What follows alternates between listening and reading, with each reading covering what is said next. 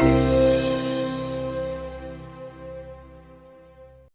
want to give you a brief overview of what's happening in the Amazon, what we're doing to address these problems, and how ultimately I think we could be victorious. But at the outset, I want to state that I'm an ethnobotanist. An ethnobotanist is a scientist who studies how indigenous peoples interact with plant environments, very often in the Amazon with medicinal plants. So one of the obsessions of ethnobotanists is curare, arrow poison. This is something used as a deadly poison by indigenous peoples, which becomes a life-saving medication in Western medicine. So a few years ago, I'd come back from the Amazon with the Holy Grail, which were arrows with a new kind of arrow poison, and I was mounting them on the wall of my office, and this friend of mine wandered in and said, "Are those poison-tipped arrows?" And I said, "Yes," very proudly, and he says, "Well, don't you think that's like kind of dangerous?" And I said, "Why?" And he said, "Well, don't you worry about the fact that people could like stick their fingers on it, wondering if it's still toxic?" And I said, "Well, yeah, I mean, I'll come in every morning and there'll be a pile of dead, stupid people." Right? It's like natural selection by ethnobotany. So it didn't worry me too much. Now, what I want to do is take you into the rainforest of the Amazon and show you what's going on the ground. We all know about these terrible fires, and looking at this very complex graphic, and I'll leave some of these graphics behind so you can look at it at your leisure. The most important thing to notice is that 74,000 fires have been recorded in the Amazon in the last year.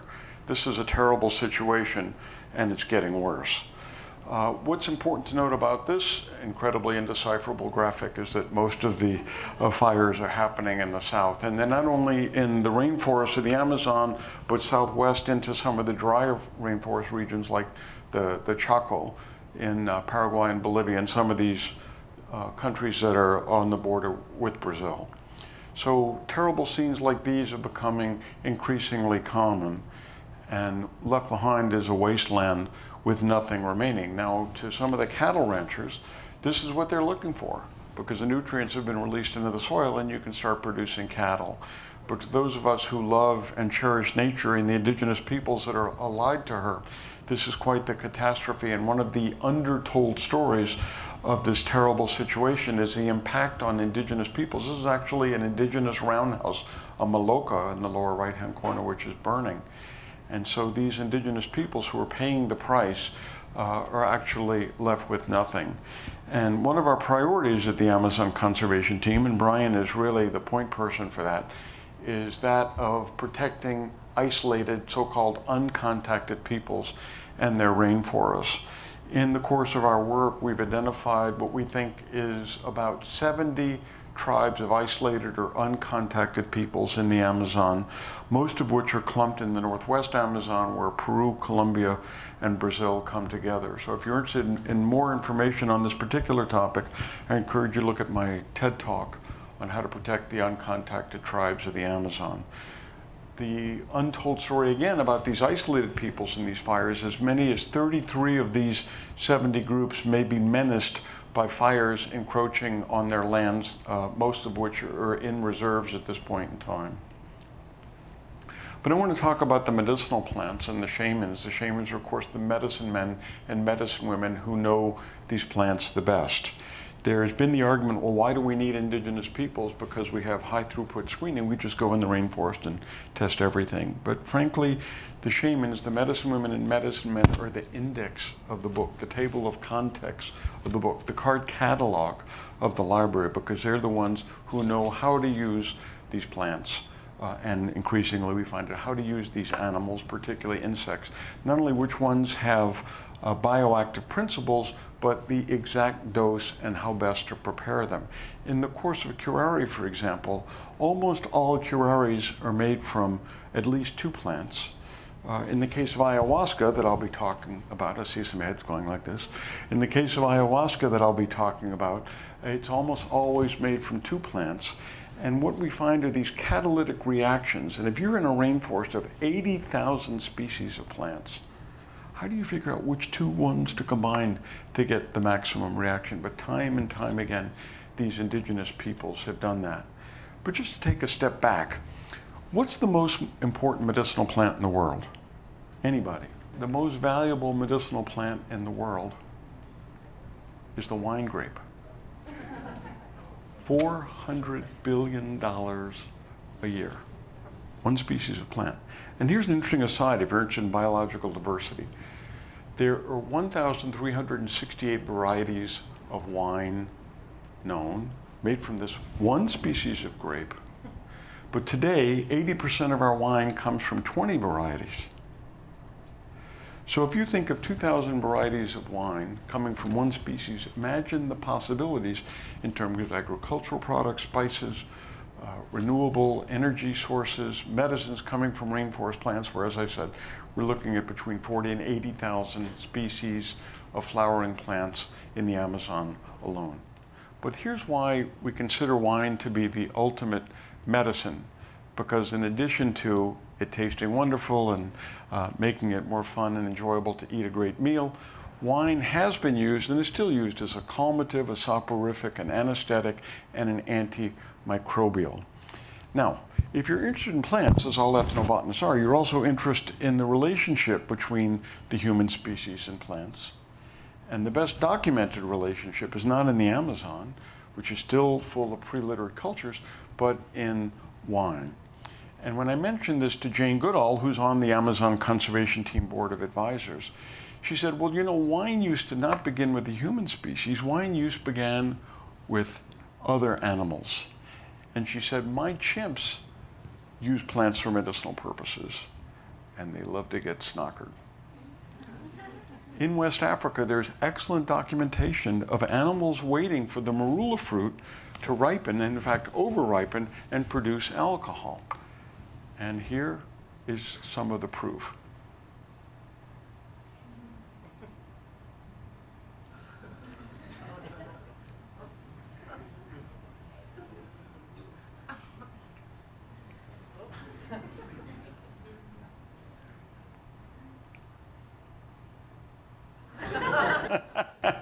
So clearly, the relationship between animals and plants did not begin in the Amazon and did not begin with the human species.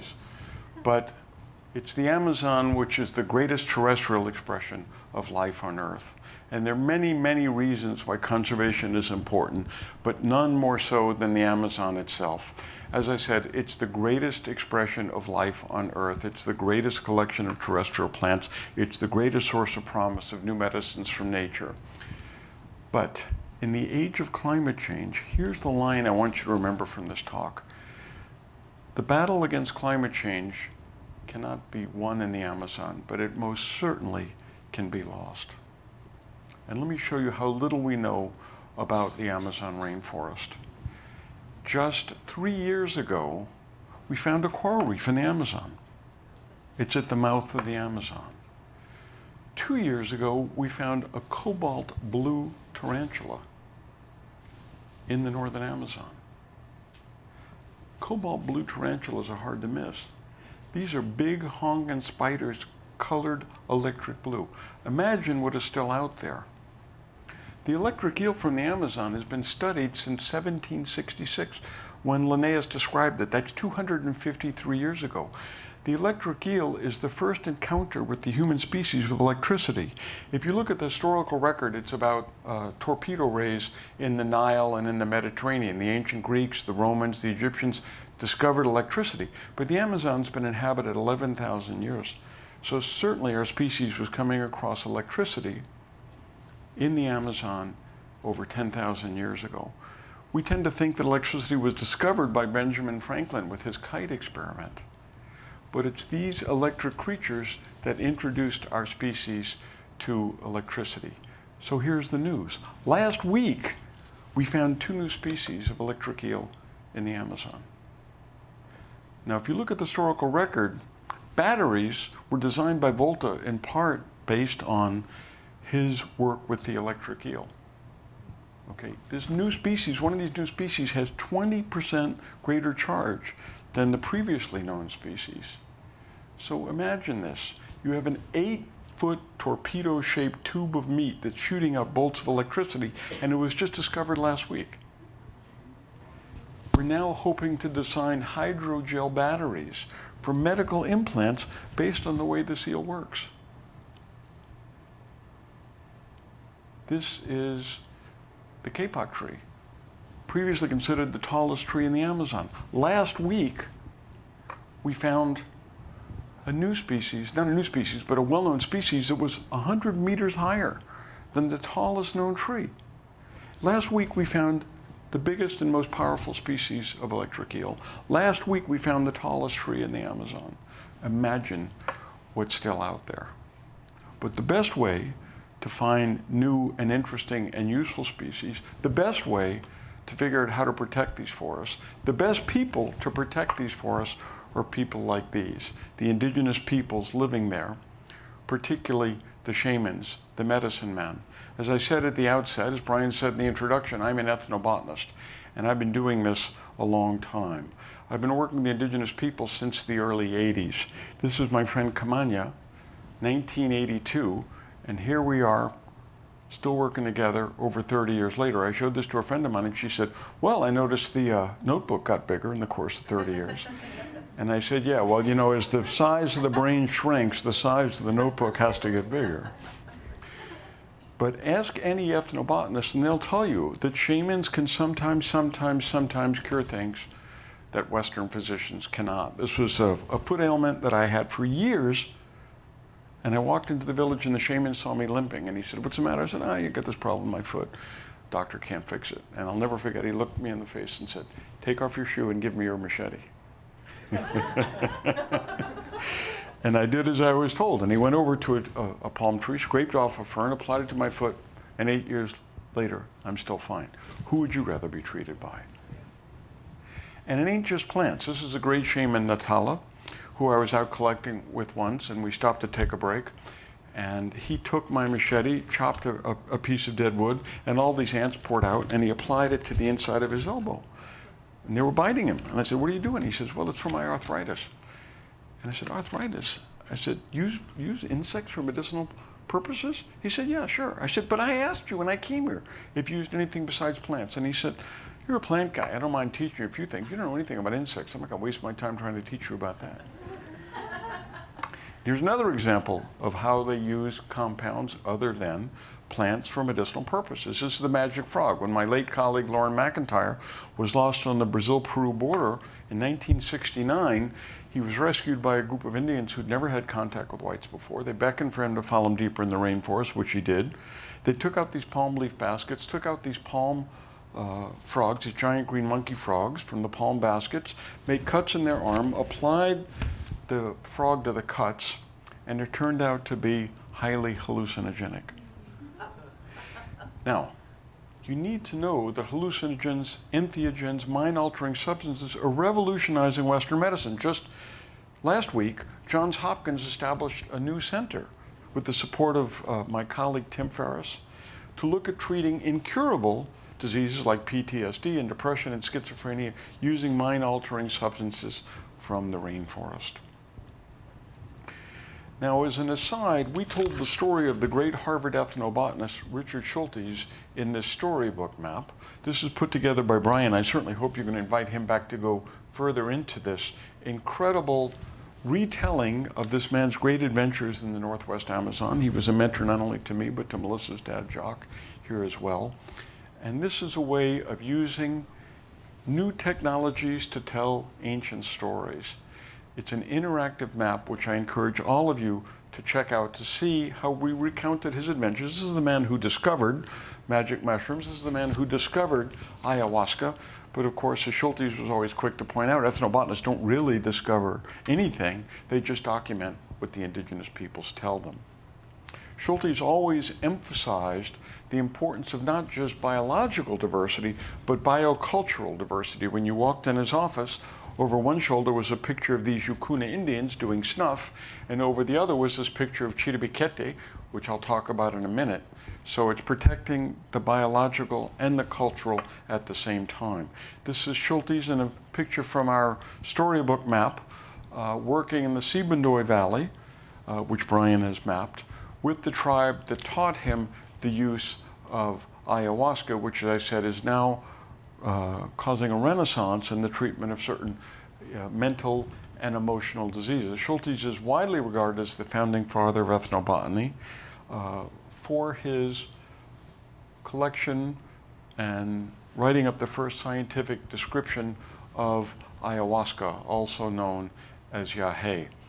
Now, I took one of the great ayahuasca shamans of the Northwest Amazon, where it's native, up to Los Angeles to meet a foundation hoping to get some funding to protect the ayahuasca culture, protect the ayahuasca rainforest.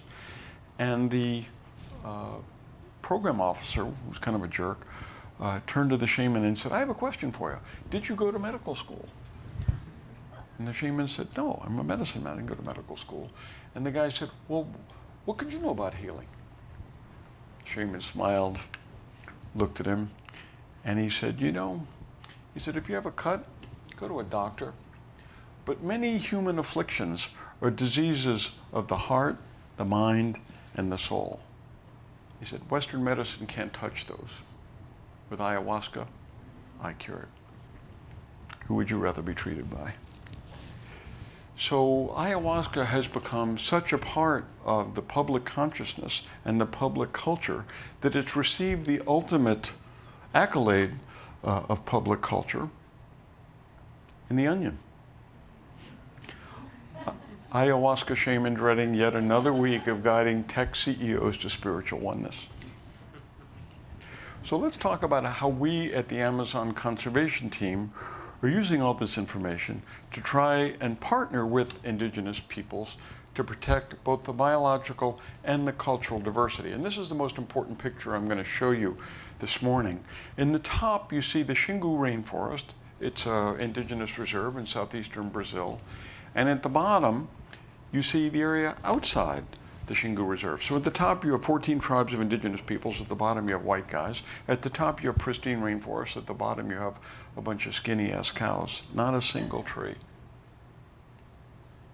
And in a similar view, indigenous peoples in rainforest, top left, white guys and soy plantation on the bottom right. And I don't know about you, but I'm not really ready to sacrifice turning the world into a warmer place and seeing potential cures for cancer and other so-called incurable diseases go up in smoke so we can produce more tofu, like you see at the bottom. This is a quick resume, a summation of what we've been able to achieve in 25 years at the Amazon Conservation Team.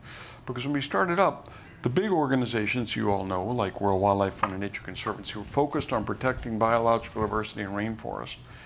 But I saw that nobody was working with the indigenous peoples to protect their culture or their rainforest. And the idea wasn't to do it for them, the idea was to partner with them. And to date, we've partnered with over 100 tribes. We've mapped and improved management and protection of over 80 million acres of ancestral rainforests. And this shows the scope of work. The most important thing is that we focus on the northern Amazon, particularly the Northwest, headquartered in Colombia, and the Northeast, headquartered in Suriname. And that has been the focus of operations and where many of our successes have taken place. This sums up our approach, which is not just about people and not just about plants and animals, but it's land, forest, human rights, water quality, women's empowerment, sustainable livelihoods. This is just the tip of the iceberg of the approach we've had to take. In terms of strategic directions, you're looking at land, livelihoods, and governance, a very unsexy way to put the focus of our work. We've mapped all over the Amazon. We started in the Northeast Amazon with the trios that Brian mentioned in the introduction. We focus very heavily in northwestern South America, not just in the Amazon, but some of the Kogi peoples that I'll talk about in a minute. Interestingly enough, we started partnering with Google Earth, with Rebecca Moore, in the Southwest Amazon about 15 years ago. And we focused mapping efforts in the Southeast, in the Xingu, where I showed you where just outside of the Amazon there's nothing left but soy fields. This has become one of our signature efforts. And when the indigenous peoples asked us to help them, we said yes. And when they asked us to map their lands, we said no. And the chief of the trio said, well, how are you going to help us if you're not going to make a map? I said, we're going to do something more important, which is going to teach you to make your own map. So this is the perfect marriage of ancient shamanic wisdom and 21st century Western know-how, some of which has been pioneered right here by you folks at Google. This is my friend Wuto that I've been working with since 1982. Wuto made the first indigenous map of the Northeast Amazon with a piece of butcher paper and a mark slot. We trained him how to do the mapping. And this you see here is our first map in the Northeast Amazon, made by the indigenous peoples themselves in partnership with the government, which again has created an important alliance that didn't exist before. And here you see Rebecca Moore of Google Earth partnering with one of the Surui peoples in our initial effort in partnership with you guys in the Southwest Amazon. Of course, the question is, if you can do this successfully with indigenous peoples, which we knew we could, can you move it to other tribes in the Amazon, which we did successfully? Could you move it to tribes outside the Amazon? And this is coastal Colombia, the famous Kogi peoples who have been called the Dalai Lamas of South America. They're the most traditional peoples in the Western Hemisphere, with the exception of the uncontacted peoples. They still dress traditionally, they still live traditionally. And Brian has spearheaded much of this work in partnership with the Kogis, who live from the Caribbean beach all the way to the snow-capped mountains, the Sierra Nevada de Santa Marta, primarily between 500 and 200 meters, when they move up and down, which makes them experts at dealing with climate change, because they understand how to utilize the altitudinal gradients to adapt to a change in climate.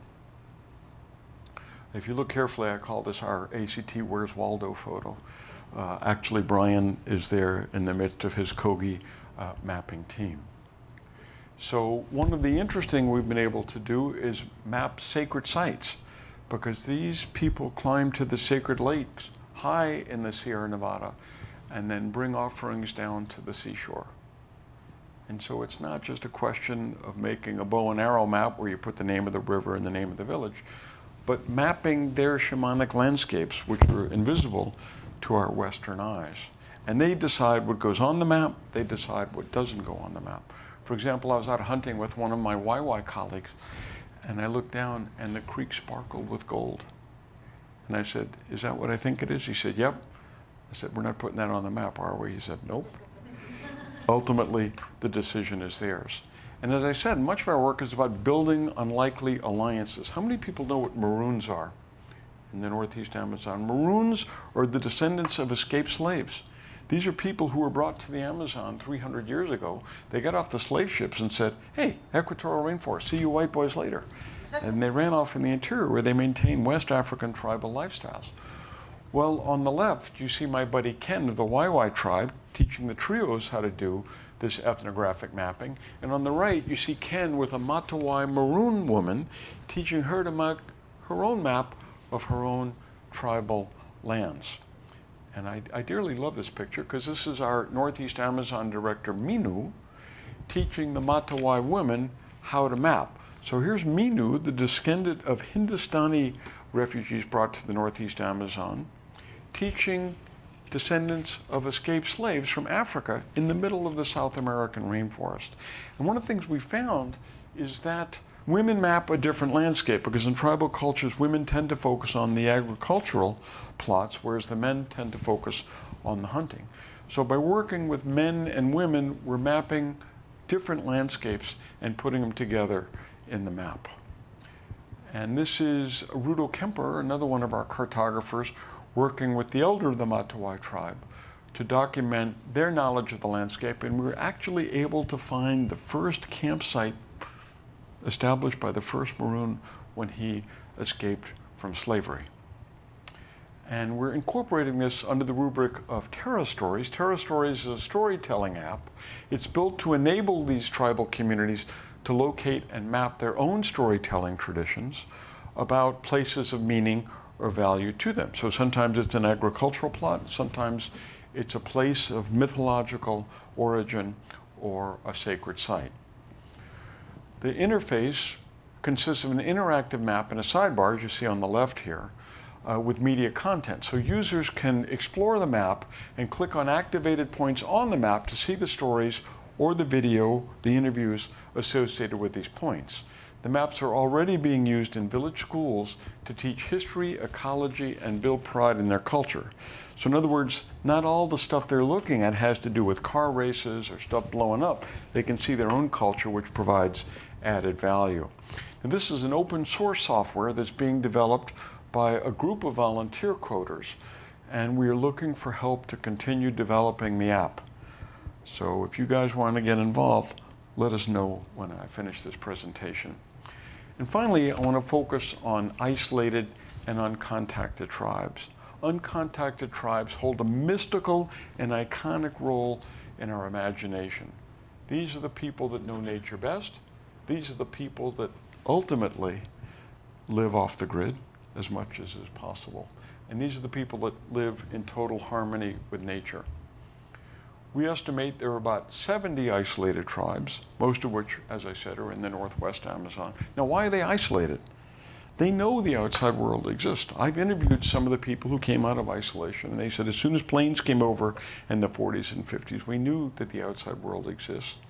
But with the advent of Western diseases in 1492, and with the advent of the rubber trade in the northwest Amazon, the infamous Casa Arana, headed up by one of the most evil people in Western history, Julio Arana, on the left, where Indians were enslaved, tortured, mutilated, massacred in search of white rubber, in search of money. They fled into the rainforest and they remain there still. So it's a form of resistance that they have stayed in the rainforest and shunned contact with the outside world. And it used to be that you didn't mess with isolated people. They wanted to be left alone, and here's why. Now, this looks like it was taken in a Brazilian airplane hangar in the western Amazon, but actually, and ironically, this is an art exhibit in Havana, Cuba. This is an artist's perception of why you don't mess with isolated peoples. But it's no laughing matter because the outside world is pressing in from all sides on these isolated tribes.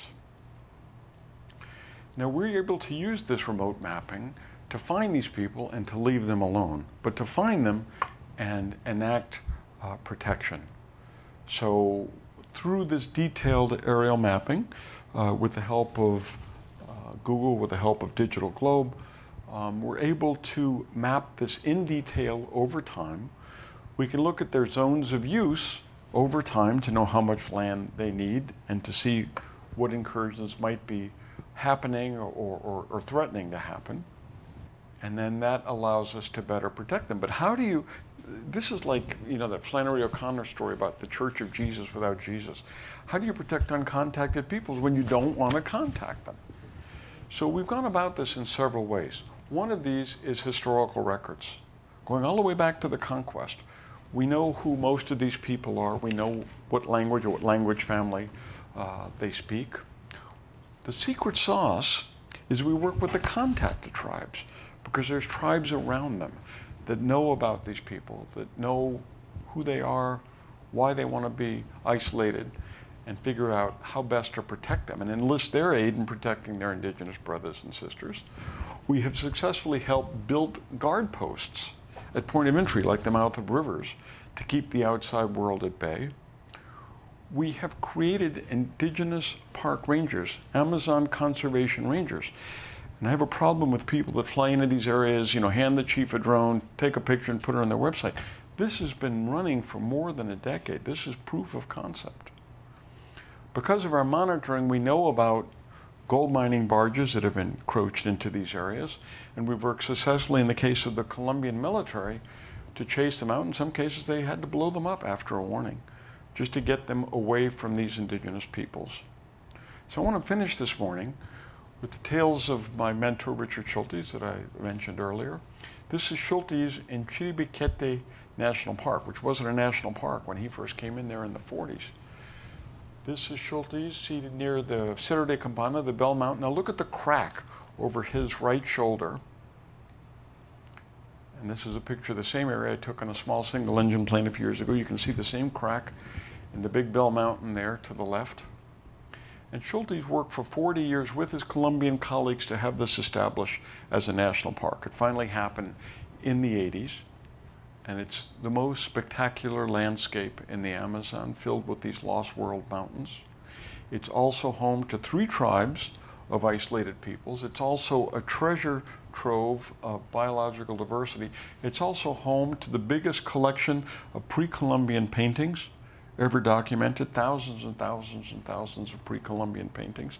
And let me show you what we've been doing to help protect this area. So as I said, Schultes, with his Colombian colleagues, set it up as a national park. That's the green core area. in the mid-'80s, and we have been working with our Colombian colleagues, not just the government, but the local indigenous tribes, the contacted tribes, to expand this. So here you see the expansion done to the southeast, which is actually indigenous area to provide a buffer so bad guys can't get in there and make a mess of things with gold mining or deforestation. And here you see even more recent expansion to protect the people, the forest, the plants, the animals, the paintings, the uncontacted tribes. And this is a ceremony in Bogota. That's the Colombian president, President Santos, very proudly holding up the proclamation he just signed. That's Minister Murillo, the African-American Minister of the Environment. On the other side is Carolina Gil, our director of the Northwest Amazon Program, and then next to the president is Liliana Madrigal, who is our vice president and co-founder, to enact this decree. So what does it have to do with us? Where's this? Anybody recognize this photo? Napa. You worried about fires in the Amazon? You should. You should also be worrying about fires in the Arctic. You should also be worrying about fires in Napa. It's all the same thing. The wine industry is $40 billion a year in the US, and it's threatened by climate change. And what you need to know and remember about climate change is that the number 2 cause of carbon being released into the atmosphere is forest destruction. And most of that is taking place in the tropics. So we need to worry about the fate of these indigenous peoples. We need to worry about the fate of these uncontacted peoples in these forests. First and foremost, we need to worry about it because it's the right thing to do. Conservation, first and foremost, is an ethical exercise, in my opinion. It's not about new treatments for cancer. It's not about new treatments for depression. It's not about new biodegradable pesticides. It's the right thing to do. The second reason we need to worry about conservation abroad and at home, it's in our own interest to do so. We all need new medicines. We all need new agricultural products. We all need new biodegradable products. We all need clean air and clean water. I firmly believe that the fate of these people and their forests is our fate as well. Thank you again.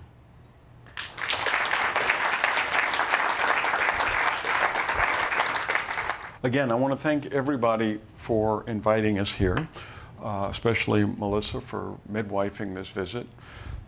We have had a partnership with Google for many years. It's been very valuable to us on many fronts.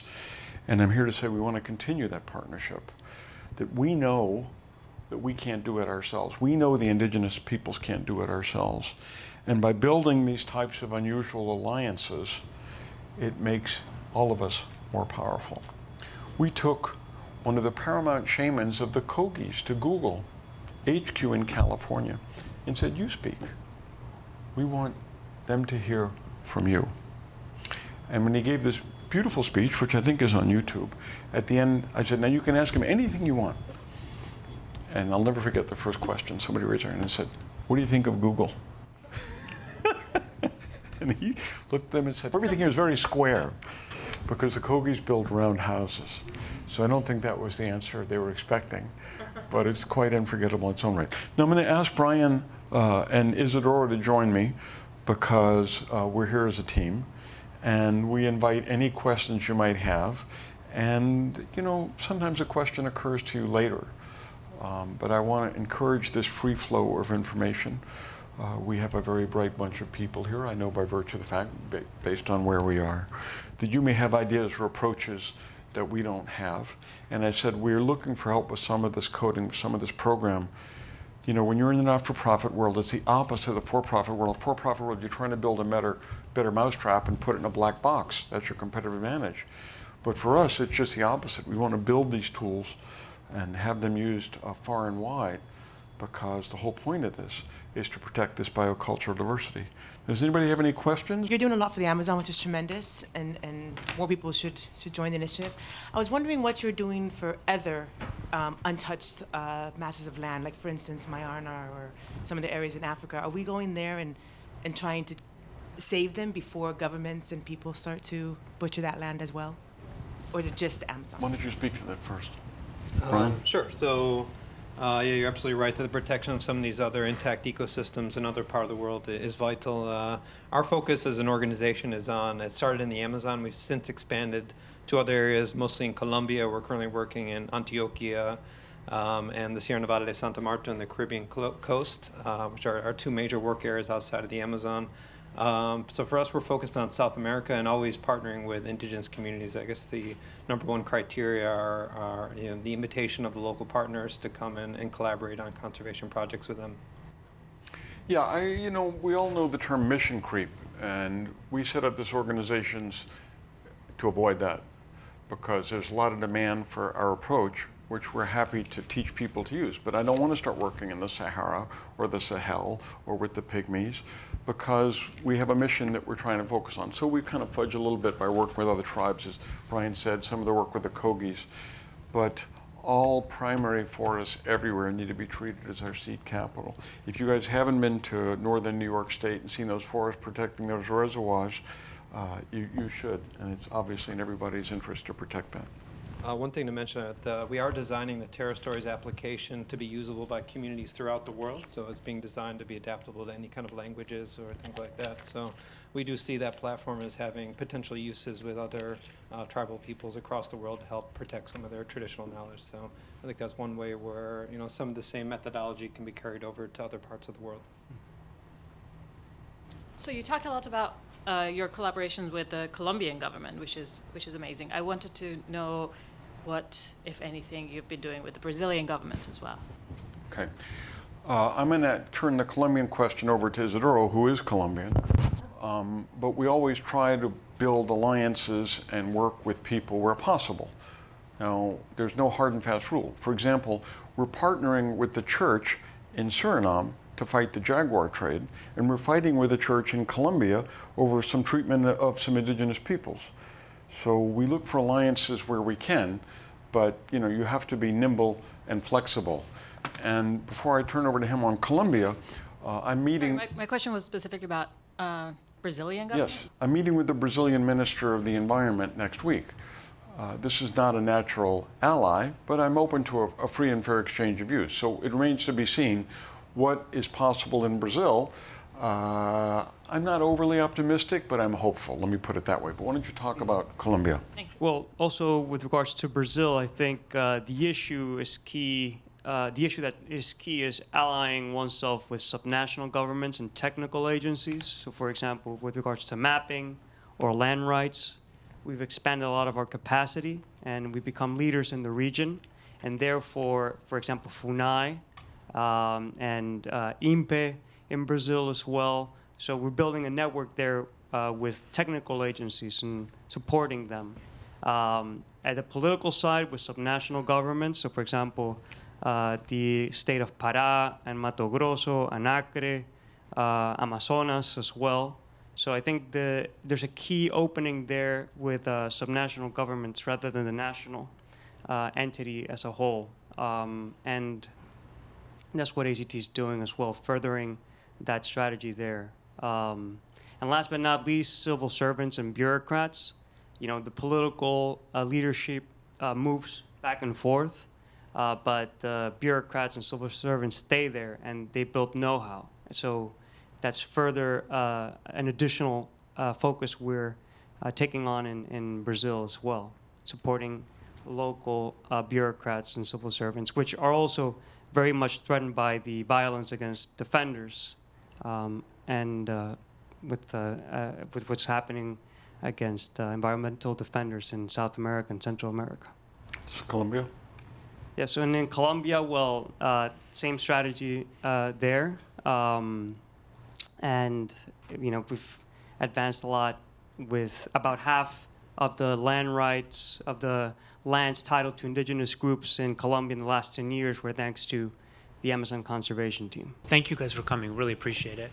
I had two questions. First is, for everyone in the room that came to see you guys speak, what's the biggest thing that we could do to support what's happening in the Amazon today specifically, and then also the great work you guys are doing generally? Second question, a little more fun. what is the most interesting plant medicine research happening today? And feel free to be liberal with that. The first thing that needs to be done to protect the type of things I've shown you today is not that different from the first thing that needs to be done right here at home. And that is to know and to care and express your opinion. Conservation never was a political issue. Conservation was started in this country by a Republican, Teddy Roosevelt. The second most important conservation president we ever had was also a Republican. Who was that? Richard Nixon. Endangered Species, Marine Mammal Act. So it was only with the advent of Ronald Reagan that this became politicized and was seen as a democratic issue, a left-wing issue. I mean, really? Do people not care about clean air and clean water? So voting for people who talk and care about the environment and voting against people who don't is very important. I always say, work at home, but support stuff overseas. So you can support our efforts. It's easy to do. Our website is amazonteam.org. Like I said, I think we've got a longer-term working partnership with Google than any other rainforest organization. In terms of the most interesting plant medicine, I mean, how long have you got? That's a much longer lecture. I would have to start out with ayahuasca, which is the ultimate plant medicine, or it's not called ayahuasca in many of the areas we work in Colombia. It's called el remedio, the medicine. And it's tremendously exciting to see academia seizing on this and creating this new center based on this. And we were really set back for decades because of the over-sensationalized approach to this that came out of the 60s. But like any medicine, it doesn't have all the answers. But like any good medicine, it's got some of the answers. And I think it's got some very powerful answers. But mind-altering substances, entheogens, that release the God within, are not limited to plants, like I gave the example of the frog, are not limited to amphibians, like I gave the example of the fungi, the magic mushrooms. And I believe that we will be finding more as time goes along. But that's based on two practices. One is protecting that biodiversity, and two is honoring, protecting, and listening to the indigenous peoples who know these things best. Hi, this is actually a good segue to the question that I had about sustainability. So as we discover these amazing medicines and as they become more well-known and popular, the demand is going to increase. So how do you have recommendations that you make for creating a sustainable practice around those?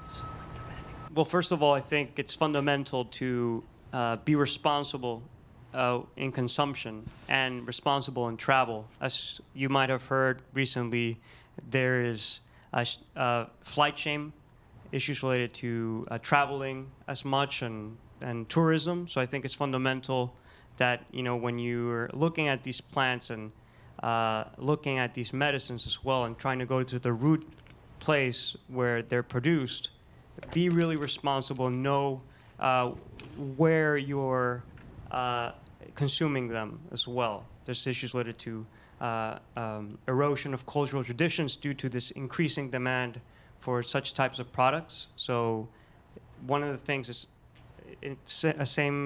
as Mark said, is learn and become aware and know where you're going and trying these products. Ironically, ayahuasca is something of a weed. It's quite easy to grow. I've seen it growing wild in Hawaii. That being said, there are some of the shamans that we work with at ACT that complain of seeing plane loads of the stuff being shipped out. So don't think just because you're using something natural, A, it's good for you and can't be harmful, or B, it's sustainable because it grows. So as Isidoro said, the idea of being sustainable consumers, and that means everything from Amazonian hallucinogens to medicinal plants at home. So there's a great learning curve that we all need to be on in terms of making sure that our footprint, carbon and otherwise, on the planet is as small as necessary. My question is, how much more land do you think we need to set aside? How many more millions of acres till we have a buffer barrier around the most sensitive areas? And one of the things that always fascinated me were within these parks are these regions where species generate at a much faster rate than anywhere in the world. It does not surprise me. When we first went to Suriname,